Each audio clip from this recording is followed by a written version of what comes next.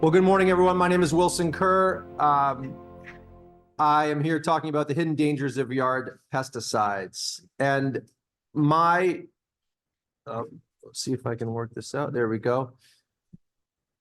Everyone's familiar with Silent Spring, with the book, Rachel Carson, 1962, right? It was a huge deal at the time. It's a huge deal today. I read it in high school at environmental studies class in 9th grade.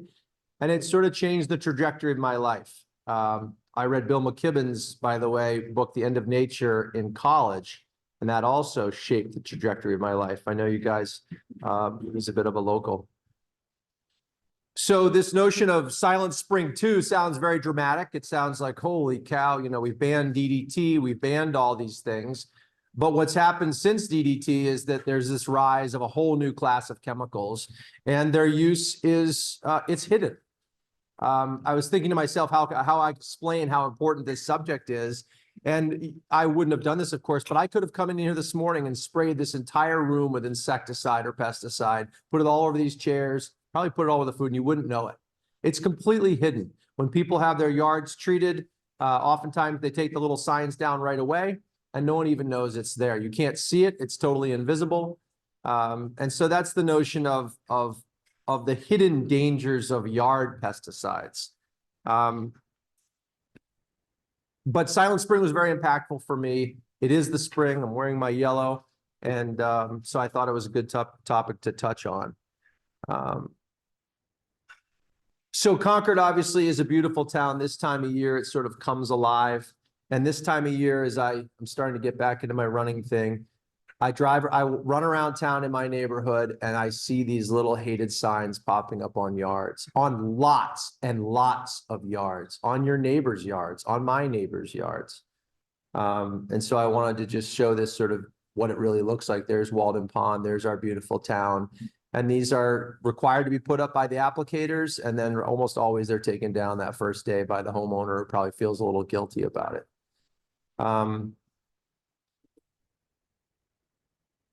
So what we're going to cover today, just as an introduction, I'm going to give an introduction to sort of myself and what I'm doing here. We're going to talk about the different kinds of pesticides. There's some horrifying stats I'll go through.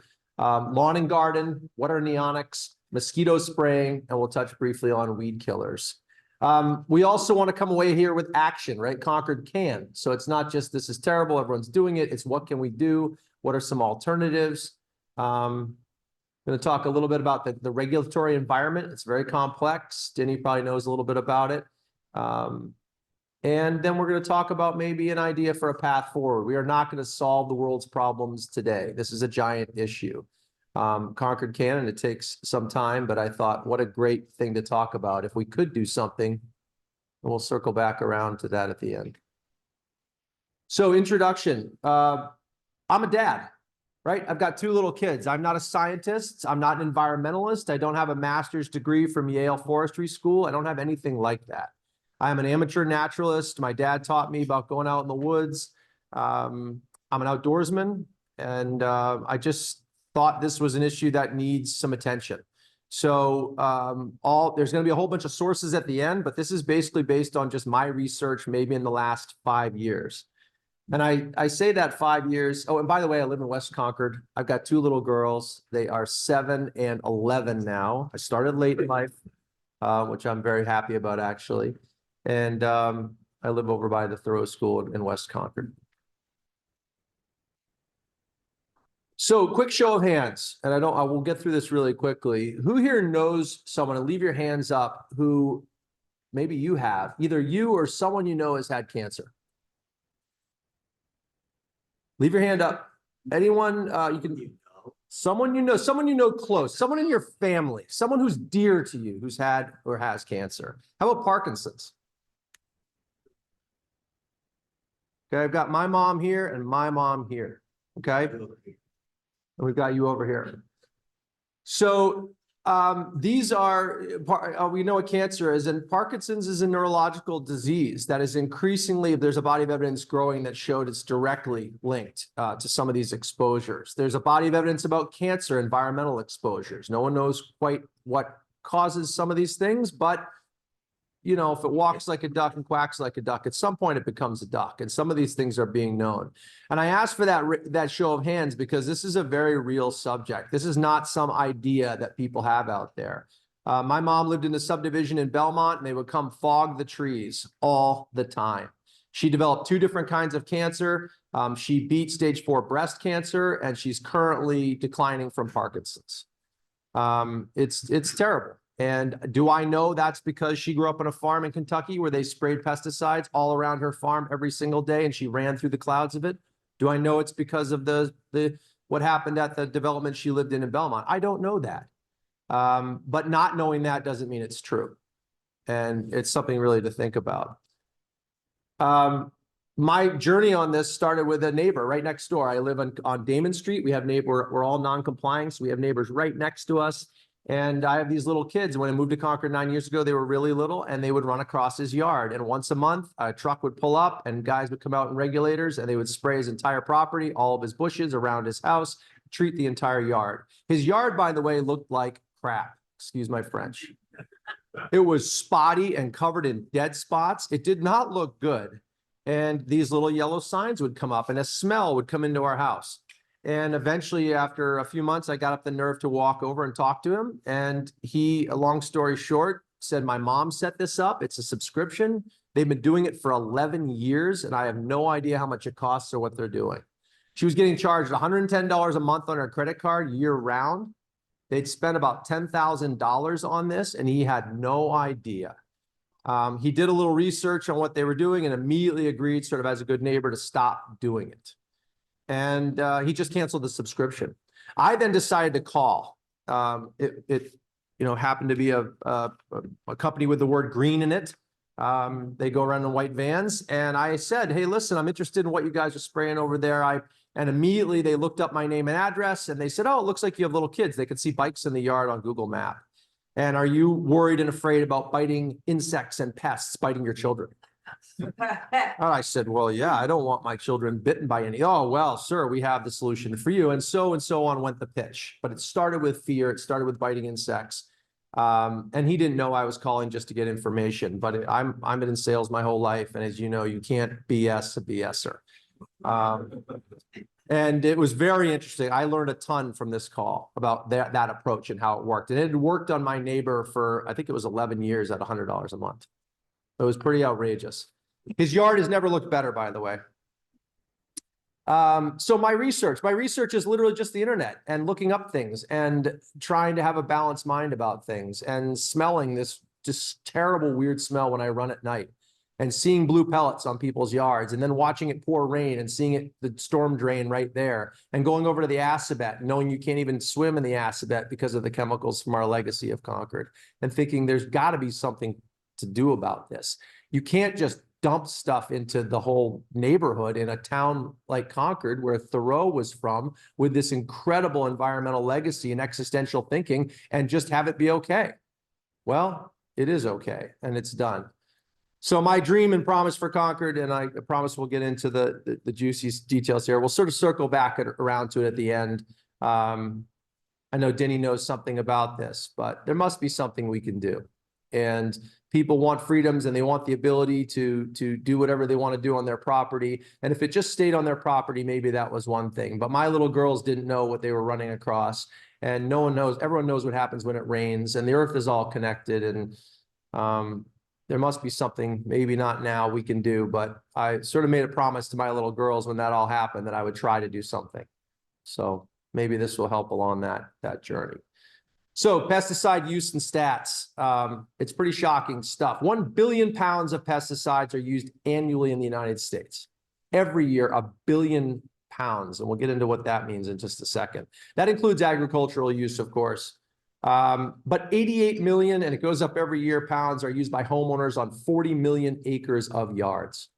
It is absolutely staggering how much pesticides are used. And I found this very interesting. Lawns and gardens receive almost 3 times as much, up to 3 times as much as acreage used for agriculture. Wow.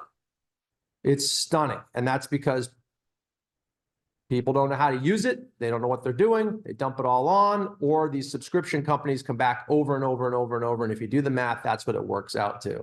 So imagine having, this is average in the United States, 3 to 10 pounds per acre times 40 million acres of yards get used. And of course, that's the average. So it might not be anyone you know's yards, but that means those other yards are getting more. It's $3 billion in sales annually. It's a massive business. And as you can imagine, mixing a couple tablespoons of something into 50 gallons of water is a very high profit margin. This is super nasty stuff. So it makes a lot of business sense to make it and sell it. A billion. What is a billion? Anyone know what a billion is?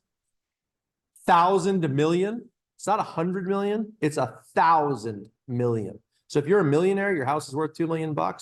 Imagine having 2,000 million, okay? And then spending $1 million on a car or $1 million on a boat. It's nothing. That's a drop in the hat. So I use this as an analogy. If I took a giant sack of pesticides, say the nastiest stuff you could imagine, and I know DDT's banned, but it's a good one to use. We'll tip a hat to Rachel Carson.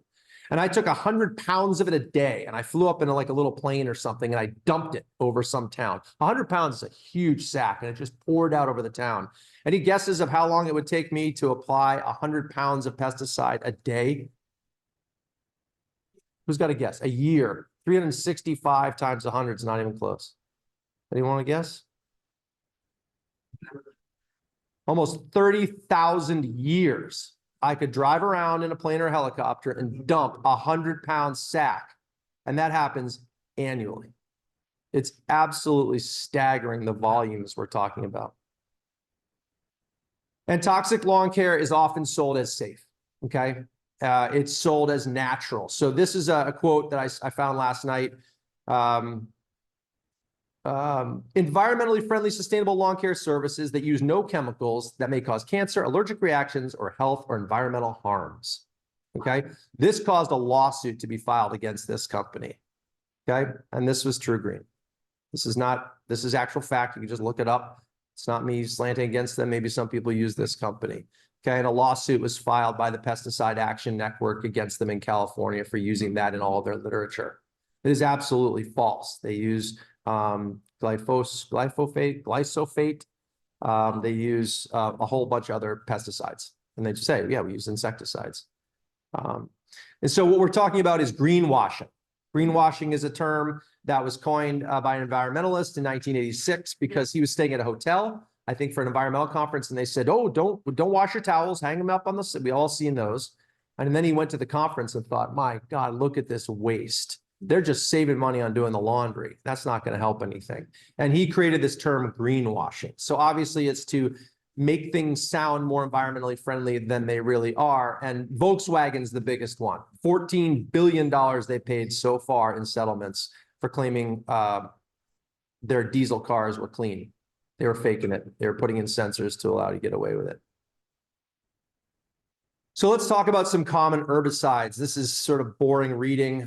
They have these bizarre, horrible names. 2/4D is a horrible one. But the thing I really found interesting about this, and again, you can find all these sources online, is this sort of top bar. So you can look down, you can look through them, and you can say which ones were detected in groundwater, which ones leach into groundwater, which ones are toxic to birds. Not might be toxic, but actually kill birds.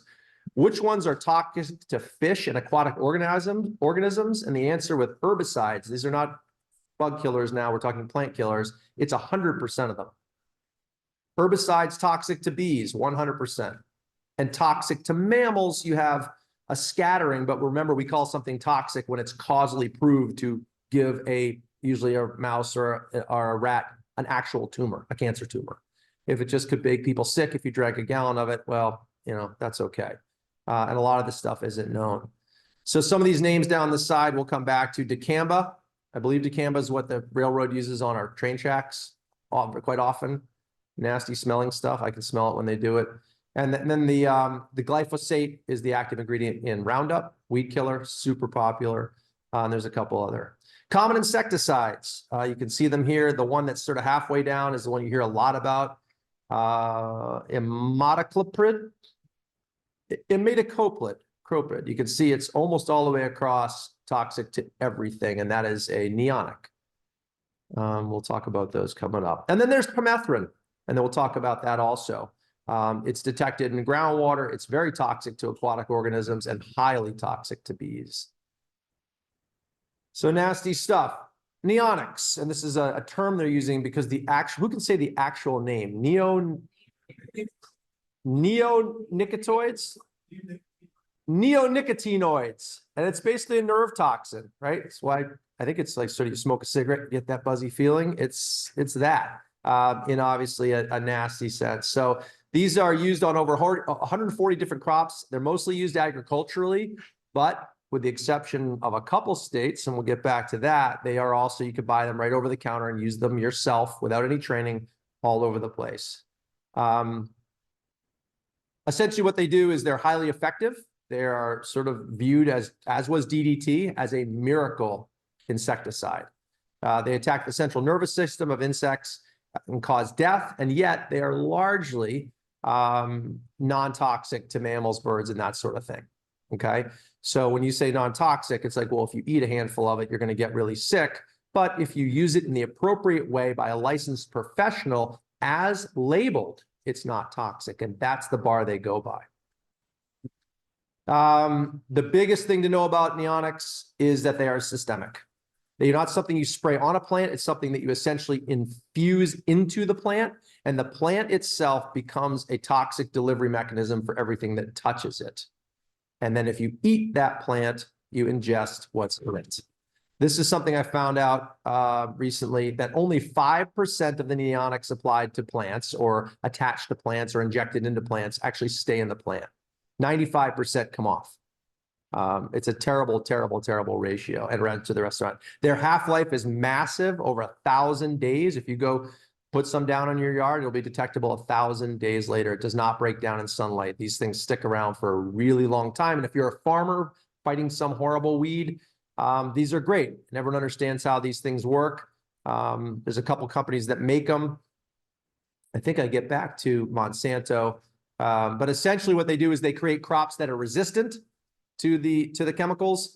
Then they infuse the seeds with the chemicals. The plant then becomes sort of resistant to the chemicals itself, and then they could spray the whole field, and all the things that aren't treated with the resistance or don't have the resistance genetically bioengineered into them all die. So you do not need to, you just soak the whole field. There's also an insidious way that they harvest wheat, and I think I get back to that. And this is the one that just crushes me, right? 50% of US children aged 3 to 5 have neonic pesticides right now in their blood. You can detect it, detectable levels. It's really unbelievable. So imidacloprid, pretty close, imidacloprid. This stuff is absolutely everywhere. If you just look it up, you come up with all these things that you probably can sort of recognize from these in your grandparents' shed or maybe in your shed, or you know, it's okay. They're sold all over the place. They're not labeled necessarily that bad, but it is nasty stuff. And this is why I'm calling this Silent Spring 2, right? It's the spring. It's kind of a dramatic thing to get people out for, right? I already invoked Rachel Carson and what she did, but this was a quote that I found, which is why I named this talk that this is the second Silent Spring. They're like DDT, but they're 1,000 times more toxic to bees than DDT was. So DDT was horrible. You know what it did to birds of prey. We go down to the vineyard and the ospreys have made a remarkable comeback, but a lot of birds are still recovering from the use of DDT. It bioamplifies all the way up, and it affects big mammals, big charismatic megafauna like owls and ospreys and eagles, and their shells were all crushing because of the toxic use of DDT, mostly on apple fields. And this rise in the use of neonics has 100% directly correlated with the sharp decline in bees, butterflies, and other pollinators, as well as birds. It is exactly a correlation, as neonics have sort of taken over the pesticide world and the yard care world. These animals have been impacted. Mosquito spraying, again, another really successful subscription model. Who's ever seen the mosquito spraying sign in their yard or in their neighborhood? Mosquito Mary, Mosquito Ranger. I use Mosquito Ranger, another yard protected, another safe season coming outdoors, no biting insects, no ticks. This is great. And you think, huh, they're using it. Can't be that bad. Maybe it's naturally derived. That's a big one. It's naturally derived, right? Or it's all natural origins, right? So is gasoline, but I can't go dump it in the acid bed. So mosquito spraying, these are these subscriptions. You see them all over the place. They get you by saying, we'll do a first treatment for 99 bucks or $9.99 or free, and then sign up for the monthly or the yearly, right? And just keep signing up. We'll take the credit card on file. They come back. These are mostly, they tend to be a lot of local businesses because they sell franchises and it's high margin. You get a little bottle of stuff and you can go for a month because you're putting teaspoons into sprayers. And this is the big one. Outside is fun again. There's 3 or 4 neighbors in my neighborhood who use this, and I called them up. I called up Mosquito Joe and said, hey, how you doing? And, oh, great, how are you doing? You know, I'm in wherever he was, and we had a long talk, and I said, so tell me how this stuff works. Oh, it's naturally derived, 100% natural, EPA safe, totally safe for your kids and your families. And I said, well, how does it just kill the mosquitoes? I like butterflies. And he said, oh, well, you know, it definitely kills mosquitoes and it's totally safe and you don't want your kid, same exact pitch. And I said, but yeah, but hold on. What is it? What else does it kill? And finally we got to it. And he said, it kills everything. It kills everything. Also kills mosquitoes, right? But that's a pretty crazy statement. So what are the chemicals used? And again, all these sources are out there. This was researched by someone who actually looked it all up. So these are the different services that you can use, and these are the chemicals that they use. Almost all of these, Mosquito Authority, Mosquito Joe, Mosquito Platoon, Mosquito Shield, have the same models, okay? They put up these signs in people's yards. People go over and they say, oh, it's great. We haven't known any mosquitoes around. It's great. You should try them. They're almost all pyrethroids, okay? So we'll talk more about what pyrethroids are. They are indeed naturally derived. That is exactly correct, but that doesn't mean that they are safe. So they're a man-made synthesized version of pyrethrum, which kills insects, and it is in a chrysanthemum plant, right? So everything, if you think about it, is naturally derived. The chairs you're sitting on is naturally derived. That's iron from the earth, right? We're standing on wood. The plastic is from oil, from rotten peat bogs. I mean, everything's naturally derived. But what it is a synthesized version that's thousands of times more powerful. It was made in a lab. There's lots of different kinds of it, and very effective on killing bugs. It kills everything, okay? Everything. Bees, butterflies, fireflies. We'll talk about the impact here in a minute. Spiders, which kill all the bugs, they're all dead. And it kills worms, which I just found out again last night. I'm kind of one of those people who does everything at the last minute. I tend to do better work. I used to do my term papers, 25-page term papers the night before, and I had a month to do them. Mr. Ruhlman, are you still here? Yeah. There he is. Taught me at BB&N a long time ago.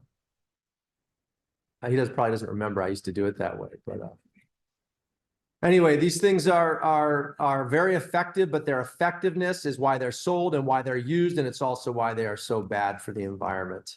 They're highly toxic to cats. Cats really don't do well with them, and they are horrible for aquatic life.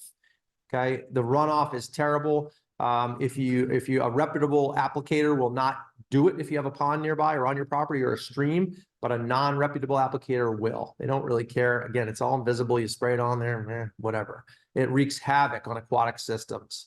And the reason it does is because I think something like, I'm a fly fisherman, something like 70% of all insects on the planet are aquatic born.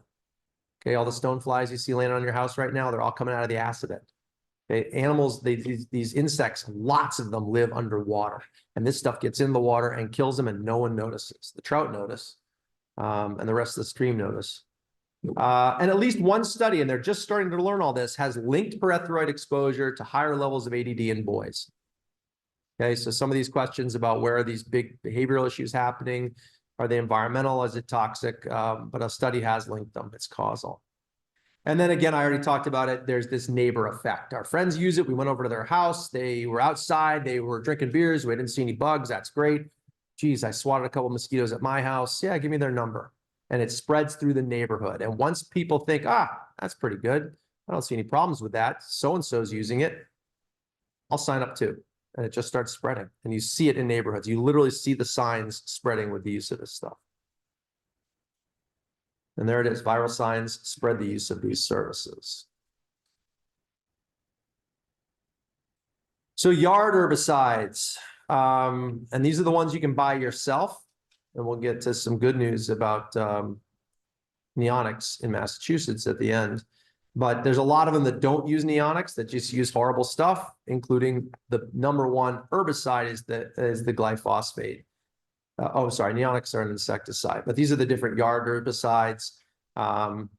This stuff is really nasty stuff. Glyphosate is the one everyone knows about because Bayer's getting the crap suit out of them, right? I think they paid like $10 billion so far, but they're just absorbing it because they can keep going. And then there's this other really nasty one, which is called 2,4-D. It is the active ingredient in Agent Orange from the Vietnam War. Super, super, super toxic stuff. And then they all have all these other names. Dicamba is one, paraquat you hear a lot about. These are yard herbicides and toxic pesticide, widely used in crops for weeds and for weed control. It's used on crops to kill, it's used on crops. I said it's an herbicide, and it's we talked about that a little bit about how it works. And it's the active ingredient in Roundup. So Roundup is the brand name for this glyphosate. UC Berkeley shows that childhood exposure to glyphosate is linked to liver inflammation, metabolic disorder in early adulthood, which could lead to liver cancer, diabetes, and cardiovascular disease later in life. Lawsuits in 2020, they paid almost $11 billion, and there's tons more coming. If you watch late night TV, which I sometimes do, you'll see the ads for it. If you've been exposed to this stuff and you get cancer, they're winning lawsuits over it. And this is the really nasty stuff. It's the most widely used herbicide in the world. And it's basically used in Agent Orange. If you call a yard service company, the odds of them applying this or some version of this, if they are not a pesticide or insecticide free or an herbicide free company, is almost 100%. You will get this on your property. And then there are links right now to non-Hodgkin's lymphoma, to the 2,4-D. This is really just beginning, and soft cancers. So glyphosate is really leading the way, and the lawyers are now chomping at this next one. So why do we care about all this stuff, right? Bugs are nasty. I hate them. They sting me. The guy told me on the phone they will bite me, and I won't enjoy my yard if I get stung by things. So who frickin' cares, right? The reason we care about it is because bugs are the anchor. They are the platform of basically all life exists because of it. Dirt exists because of worms. You can go on and on and on. I'll get to it in just a second, but 75% of our food is pollinated by insects. Okay, we rely on insects massively. And then this gets us to this new phrase that people are talking about, the insect apocalypse. Okay, it's in greens or environmental circles, it's easy to sort of come up with these terms and say, oh, there's this terrible thing happening. And everyone says, oh, and almost always the other side pushes back just as hard. But this is now being studied. So global study of insect abundance, we're down 45% in the last 40 years. But it's very hard to see because it's gradual. It's kind of like the earth warming up and things changing. And then you get a snowstorm and everyone forgets about it. Well, with insects, you just don't notice quite as many on the windshield. You don't hear that pop, pop, pop, pop, pop, pop, pop, pop. You go to a ball field at night and you see none of that cloud of bugs you remember from a kid when you were playing softball. Sort of thing. And you don't see those nighthawks flying around the lights. Who remembers seeing those? So cool with a stripe on their wing. And I remember growing up in Belmont playing, Little League and seeing these clouds of bugs. You just don't see it anymore.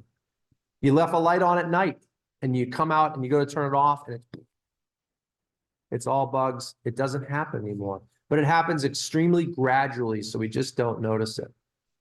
Honeybees are down 90% since 1967. Okay. 90%. The reason they're still going is because beekeepers keep putting the hives back and keep manually keeping the hives going, because some of them get paid to do it by farmers, and some of them have hives that they take care of. And when the wind blows in a certain way, they move the hives, and that's why they're still going. Bumblebees don't get that same protection, and bumblebees will soon, I think the common bumblebee is going to be on the Endangered Species Act. You just don't see big, remember those big bumblebees? See carpenter bees, but not the bumblebees, the iconic bumblebee. The black and yellow ones, the kids' costumes. Endangered Species Act probably coming up. Honeybees are down 90%. Monarch butterflies, this year, 59% reduction. They went from 5 acres in 1 year to 2.3 acres. This is when they go down to Mexico to the forests, and they literally visually look at the forest. And these are the trees that they always go to, and they're down 59% this year. 18 species of firefly. I didn't know that there was 18 species of fireflies. I thought they were just fireflies. Are now facing extinction. Okay, it used to be you could fill jars of, and a lot of articles you read on this insect apocalypse talk about people impacted anecdotally, like I was, to start into all this, because they used to fill jars with fireflies as a kid running around the yards. And now you hardly ever see them. They're ground dwelling. They burrow down in the ground. They come out for a few weeks, they mate, but when they're in the ground and that ground gets sprayed, they die. So then they don't come out again. You keep doing that for 20, 30, 40 years, and they're all gone. This was an Ohio study that I found. 81 species of butterflies that they measured in the state of Ohio that were common to the state are down 33%. And as we already talked about, why do we care? If nothing else, because insects pollinate 75% of the food that we eat. And it's like hundreds of kinds of bees. It's not just honeybees. There's like lots of bees. I didn't realize that. And again, bugs are the building blocks of life. They can't speak out. They can't say anything, but we need the bugs. Impacts on other species. And this is 100% proven. This is Cornell Ornithology. This is like multiple studies have shown this. Some of these we're going to talk about, but I didn't realize 7 million songbirds a year die of pesticide poisoning because they mistake those little blue and yellow, they're nasty looking granules. They think they're seeds and they eat them. It's the #1 EPA call to their hotline that they get every year are dying birds. It's #1. 3 million songbirds since 1970, billion songbirds since 1970. It's a 30% reduction. And I won't get talking about outdoor cats. If you have a cat, keep it aside. It's a whole nother subject. Cats are fine, but they shouldn't be killing songbirds. 30 billion songbirds. And we just talked about 1 billion. So now you can multiply that number by 3. If you killed 300 birds a day, it would take you almost 30,000 years to equal what we've lost since 1970 in the United States. Groundwater contamination is on the rise everywhere. This town is going to face a big PFAS reckoning coming up. We know it's like 4 parts per trillion, not billion. And when those regulations kick in, they're going to start doing those tests on the groundwater, and the groundwater almost always contains these pesticides. A USGS study that I found is very recent. At least 2 pesticides detected in every stream that they sampled in the United States. And in fish that they sampled and checked their fatty tissues, there was at least 1 pesticide from the lists, regular pesticides that are regularly used. And then we can talk about the human health impacts. And this is where it gets kind of nasty to talk about. It makes sense. If you're soaking your yard and people are running around and playing in that yard and you're rolling around in it, that there could be some impacts. If you're spraying the trees and you're breathing it in, there could be some impacts. And this is just stunned me. Of the 30 common lawn pesticides, these are the stats. 16 probable possible carcinogens, 12 linked with birth defects, 21 with reproductive effects, meaning all sorts of issues there. 14 are neurotoxic, 25 cause liver kidney damage, 26 are sensitizers and irritants. They'll obviously irritate your skin or your eyes. And then this endocrine disruption hormonal system, 17 of them, that's really starting to be understood. It's a big issue. Leukemia rates consistently elevated amongst children whose parents use pesticides in their home and garden. And this crushes me. When I go by houses that have swing sets and little bikes lying around and kids toddling around and rolling around in the grass, and I see those signs up, and the signs come down right away, and they say the exposure limit, the exposure, safe exposure is 20 minutes after application. It just crushes me. Most people don't even know what's going on in the garden, but the grass looks green. We have no dandelions, and I don't see any bugs crawling around. Low levels exposure, miscarriage, suppression of nervous system, extraordinary immune systems. We already talked about that. And then preconception pesticides linked to possible exposure during pregnancy is associated with increased likelihood of childhood brain tumors. So all this information is just starting to build. And I'll talk about some of the resources. You can go look it all up for yourself. And then pets. The pets are tracking this stuff in from the yards into rugs. They then lie down on the rugs with their faces right in them. Most of us don't do that. My little kids did that for their whole lives. But this stuff is really nasty for dogs. Who here? I have a dog who's 12, and I'm totally worried about her. We have a neighbor across the street whose dog is also 12, and she's had 2 surgeries to remove big cancerous lumps. Anyone else have a dog that died of cancer? Turns out, like, it's unbelievable. Like 80% of dogs die of cancer, which I couldn't believe. They don't die of old age; they die of cancer. And they're chewing on tennis balls, lying around in this stuff. Dogs whose owners' lawns professionally treated with pesticides were associated with a 70% higher risk of canine malignant lymphoma. Those big lumps, it's a 70% increase. It's not like a little bit higher. It's absolutely stunning. And then cats are really susceptible to this stuff. They don't have enzymes in their liver to detoxify the same way we do. You know, you're at a campfire and all the smoke's coming up. Well, our bodies are used to processing toxins, right? We pour them out, right? You drink too much beer, pee a lot, right? Your body's used to doing that. Cats are not able to do that as well, and they're very susceptible to pesticides. Again, you see these signs on the yards, and you see a dog lying next to the sign or rolling around and playing with a ball. To me, it's just totally shocking. So what can we do? How are we doing? 8:40. There is things we can do, right? This is not just we're getting steamrolled here. You can put up a sign like this. This is a cancer-free lawn, no pesticide use. That's shocking, but that's real. And there are alternatives. So I'm going to talk about some of those alternatives. The first thing that you should do if you are hiring one of these companies that does not say pesticide and herbicide free, not naturally derived, not all natural, not EPA viewed safe, because all that stuff is all not, and organic, you have to be very careful about. It's an excellent point. We'll talk about the regulating body in just a second, but organic applies only to food. There is no body that regulates the use of the word organic with anything other than food. So everything technically is sort of organic, right? Organically derived, naturally derived. So basically the thing you can do is stop doing it. It's very hard to talk to your neighbors. Wait, I talked to my neighbor and he was stunned to find out what was in this stuff, and stunned to even realize what was happening, and stunned to realize that I could smell it through my open windows, and stunned to realize that I was worried about my barefoot kids who had to cut across his grass to get over to the Pomeroy walking through it. And he stopped using it. And his yard, by the way, has never looked better. So the number one thing you can do is, it says find organic yard care business, but you have to make sure that they do not use conventional herbicides, fertilizers, and pesticides, okay? You have to ask them that. So a lot of them do use the word organic because, of course, they want to capitalize on the food industry, and it's a great thing to sell to get you there. But then you have to ask them the second question. There are a ton of these businesses that are coming up, and here's 3 that I found. Good Nature was one, okay? And it does not say organic or naturally derived. They'll come treat your yard. They'll come with a big truck. They'll do all the stuff. Your yard will look like a AstroTurf. They will do all the things they're supposed to do, so you have this amazing yard if that's what you're into. But they do it all mostly using different kinds of oils and that sort of thing. And then there's another one that I found, and guessed where EcoQuiet is based?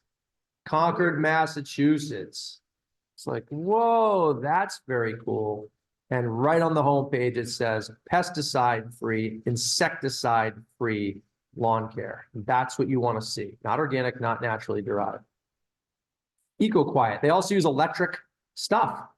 So they, rather than, and we won't even get into the leaf blower discussion, though that blows a lot of this crap all over the place. That's another big part of this.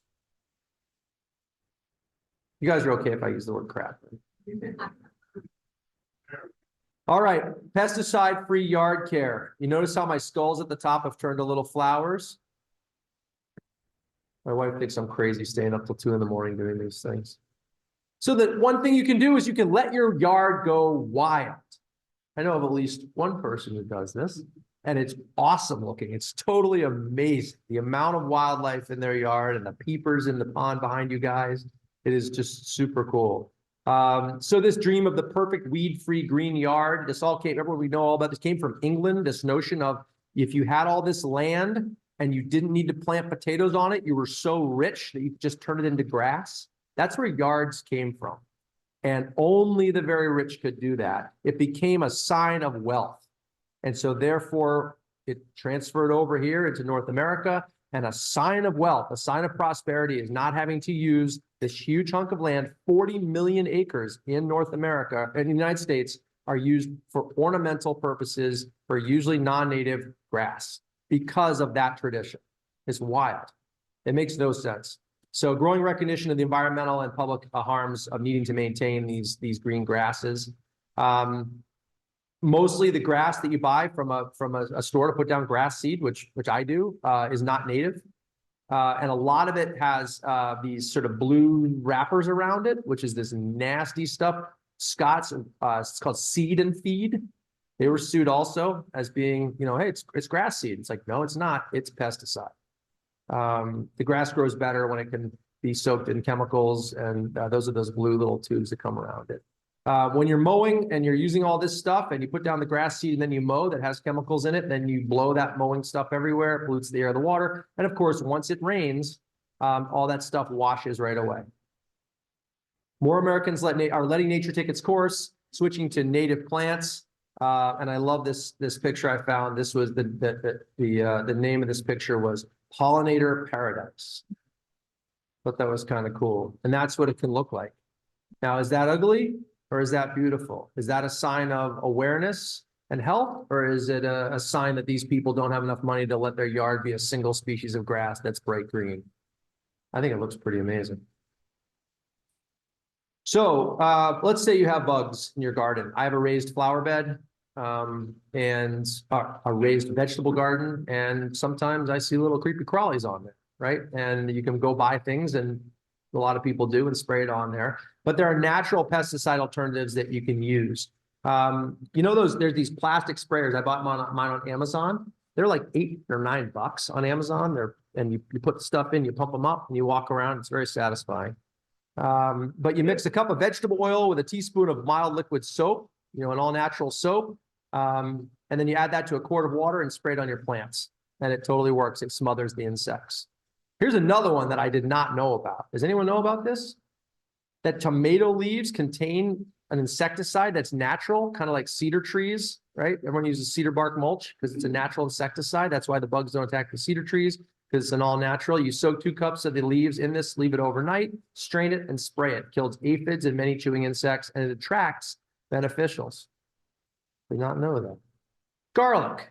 Basically, grind up some garlic, leave it in water, use the vegetable oil trick again with a teaspoon of liquid soap. Get one of your sprayers that I talked about. This is a 1-quart sprayer, so you just up all the numbers, and it repels aphids, cabbage worms, leaf hoppers, squash bugs, and whiteflies. I don't know what those all are, but they sound bad for your garden. And mosquitoes, and you get to smell like an Italian restaurant in the neighborhood. And here is one that I do all season long, and it is insanely effective. I used to use Roundup. We have at a family house we have a long gravel path, and it does not have that liner underneath it, and the weeds come up, and I just didn't know. Gallon of white vinegar costs you about $3. Pure vinegar is much more expensive, but if you go to the grocery store, it says vinegar, it's diluted vinegar. A cup of salt, I usually use a little less than a cup. And Epsom salt, you can use less. Epsom salt, it's at the drugstore. It's like $1 for a bag of it. And then some dish soap. You spray that in, On a sunny day, you spray that onto the weeds and literally like half an hour later, they're dying. And the next day they are stone dead. It is incredibly effective. Of all the ones that I would recommend, this is one to try. And alternatives for mosquitoes, okay? This is the mosquito spraying. This is a tough one. No one wants to get sick. No one wants to not be able to go outside. But the number one thing you can do is eliminate standing water, okay? And these little downspouts, you know those crinkly downspouts that everyone has next to their houses? You get these little scoops of water in them that no one notices. That's the number one spot. Bird baths, that sort of thing. The birds are good this time of year. Thin the shady brush. And then there are these traps. I love this name. Autocidal gravid ovitraps. Mosquito magnets. They're like $40 for 2 of them, which is about half of 1 month's treatment for these sprays that have to come every single month. And apparently they work like crazy. They fill with mosquitoes. We don't have bad mosquitoes at my house, but this is one to try. Apply repellent. And then there are companies you can call. If you don't have the time and you do have the money and you just want to call someone to hose down your property, this company, Oh Deer, it looks awesome. I have some neighbors that use it. You can smell it when they come because everything smells like cedar oil. And it's one, you can look at their ingredients, you can check it. They don't use masks. It's oil. It's natural oil, a whole bit different varieties of it. So check out Oh Deer. Ticks are a big issue. Okay. Here's my tick tubes. Thanks to Janet. Is Janet here? She's not here. She could not be here. I know she's not here because she would have said something already. Yelled something out at me. Don't tell her I said that. So the way tick tubes work is it's essentially a little plastic roll filled with cotton. The cotton is treated with permethrin, okay? Remember, permethrin, if it's treated well, if it's in a little spot, is not necessarily bad. What we hate about permethrin is that you soak your entire property with it and it kills all the bugs, okay? Permethrin is actually a pretty good deal if you use it correctly. And the tick tubes have this cotton in there soaked with permethrin. The mice on your property, which we all have, white-footed mice, very popular. They go in your cars, they crawl all around at night. If you ever leave birdseed in your shed out and come back, it's gone the next morning. That's the mice, right? Lots of mice around. They walk around and attract the ticks. They then find this tube full of perfect nesting material. They love it. They take it, they scoop it up, they build their little nests, and they line it with the permethrin-coated fuzz. It's cotton, basically. They line their nest. They then go in there, do their nest thing. The permethrin does not hurt them. They don't eat it. It just gets on them, and it gets in their nest, and all the ticks die. The mice feel better, less ticks. They go wandering around, and they become these little, like, activated tick-attracting missiles. And I was totally not believing that this would work, and apparently it's massively effective. This company, Thermacell, sells a box of these for $40, and they're like sold out on Amazon. They work like crazy, okay? So alternatives for ticks are try tick tubes. You put them under wood piles. You don't want to leave them out like in the rain, and you don't want to leave them out where a kid could, I guess, eat the cotton. Serena?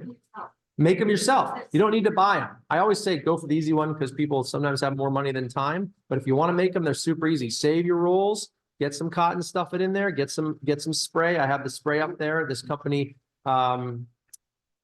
what's the name of that company that does the permethrin spray? I use it, Sawyer. Yep. You can also put, for ticks, put permethrin on your clothes. If you do it the correct way outdoors and spray it on your clothes and let it dry, it is not absorbed through the skin once dry. It is not. You ever seen Buzz Off clothing?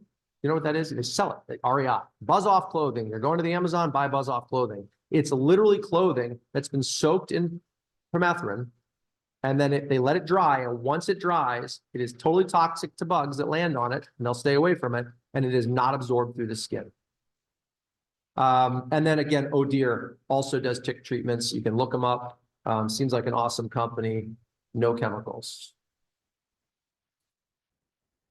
So, right on time. Regulations. There is good news in Massachusetts, folks. Who knows? Did anyone know what the good news is? You cannot buy neonics over the counter. We are the first state in the country to do it by regulation. A lot of states do it by urging and coaching and nudging. We did it by regulation. Okay, 2021, the first state in the country to ban the use of these pesticides over the counter. So that we'll get back to that in a second. That can negatively impact the health of bees and other pollinators. Over the counter means any person can just go buy a jug of this stuff and spray it all over their yard or drink it or spray it into their pond or do whatever they want, right? And the bee, they can spray it on beehives. It's not, they can read the instructions, but maybe they won't. So that helps a lot. Years of advocacy by beekeepers, legislators, various interest groups, they passed this. They made it a restricted use product and they removed it from all shelves. And I tried it last night. I took a macloprid, a macamicloprid. These names are super hard. And I put one on my cart on Amazon. I tried to check out and said, we cannot ship to your location. I was like, that's cool. So I can't even ship it to myself. It doesn't mean I can't go to New Hampshire and buy it, but it means I can't ship it to myself. That is helpful. So a handful of other states have passed legislations restricting them, but Massachusetts is the first to ban it through regulation over the counter. But here's the bad news. It only applies to homeowners and licensed pesticide applicators. That's every yard care company and every single pest control company that exists. And all farmers are exempted. Ooh. And it applies only to neonics. So all that other list, some of them are, some of them aren't, that's not impacted. So federal regulations about pesticides, the EPA is who does this. They're tasked with using the best available science. That's a term that's important to understand to make sure things are safe. Mounting body of evidence says that they are really asleep at the wheel. Since DDT, they're sort of letting everything go. And as a direct result of this laissez-faire attitude, and this is an opinionated element here, the U.S. now uses 70 agricultural pesticides that were banned in the European Union, amounting to 322 million of the billion pounds used every year are banned in Europe. They're banned, and what's the reason for that? This is the big reason there's a difference in the United States. In most places on the world, including the European Union, if you are a chemical manufacturer who are making this gnarly stuff that you say does amazing things for crops and homeowners and people that want to play in their yards, in Europe, you have to prove that it doesn't hurt you. In the United States, let's see, did I get this right? In the United States, you have to basically, how does it go? You have to sue them. It works the opposite way. So you can't get it approved in the European Union until you've done all the tests and you have to assume that it will hurt you and then say it doesn't. In the United States, they assume that it doesn't, and then then you have to prove, if you want to stop them, that it does hurt you. And that causal effect, thought it was a Monsanto agent that was spotted. So, and that difference is massive. Do you guys understand the difference in regulations and how it works? It is massive. So in Concord, we're right on time, 5 minutes left. What are we doing here locally? Okay. So Concord Department does not use pesticides outdoors on school property, including by limited to the school buildings, around the playgrounds, et cetera, et cetera, et cetera. And I know that they don't use it at any of our parks. I've actually gone over to the park right near us, Cousins Field, and I've seen these yellow and blue pellets all over the place. And I called them up and they said, nope, those are fertilizers. It's not pesticides. It's not insecticides. Mass general law allows says pesticides cannot be sprayed when kids are present. And that's really the only regulations I could find. There's really not a lot going on in Thoreau's home. We'll sort of get to my punchline that I'll leave you with regarding regulating these things. And the question really I think we have to ask is, and I'll just put these up here. What are other places doing? Is this something that can be done? Can it be done? New York City bans synthetic pesticide use on all city property. Maui bans synthetic pesticide use in first on country lands. Baltimore banned a bunch of pesticides on public and private property, the city of Baltimore, on private property. And South Portland, Maine, I have a buddy who lives up there. I was there when this was all happening. It bans the use, it encourages it first, then it goes into fines on lawn and garden pesticides and herbicides for private use in your home. They have done this. There are now, I think, 40 different municipalities, mostly towns, who have tried this and have actually been successful. So I'm not sure if this is something that anyone wants to take on. I certainly don't want to take it on alone. I know Denny has some experience with the use of neonics about the bees, but at some point you sort of have to ask where to, personal freedoms, where does the line cross where you get to do certain things, but I certainly can't take gasoline and dump it all over my yard. I certainly can't take chemicals and pour them everywhere and then watch them wash down. I can't do all these things, and there's reasons I can't. But with yard pesticides and the companies that sell them, and you kind of can. You can kind of just do this stuff. One point I forgot to mention, which I just popped into my head, was this issue of the neighbor effect on the use of the mosquito spraying. And I thought I meant that it was because you see a sign up and then you go do it because your neighbor does it, so it must be safe. That's not what it was. The neighbor effect is described that people see butterflies in their yard after they spray and it all dries. And the reason they do is because their neighbors don't spray. It's really interesting. And they see moths back at their windows a couple of days later and they think, it only killed the mosquitoes. It didn't. It killed every single thing on their property. And what happens is when things all drift together, because bees and animals don't know the difference between property lines, they see a butterfly and they say, oh, sweet, the guy was right. It's naturally derived. It must be safe. That was the neighbor effect.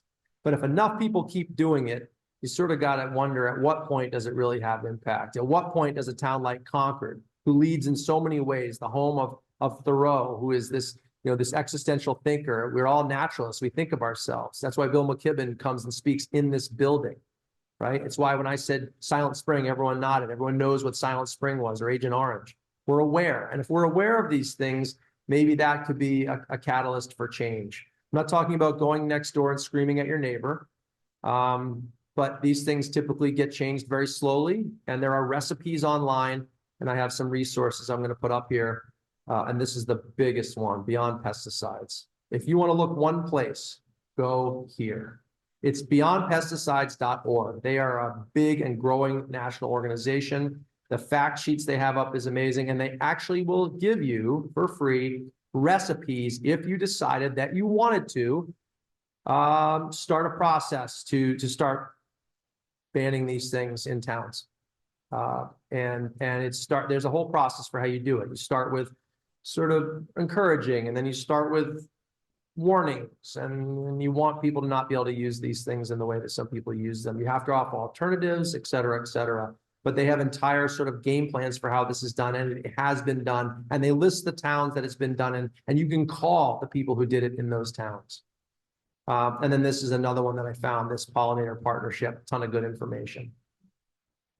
So just to be clear, I want to list all my sources. So there they all are. If anyone wants to go look them all up, they can. It's just as simple as Googling some of this stuff.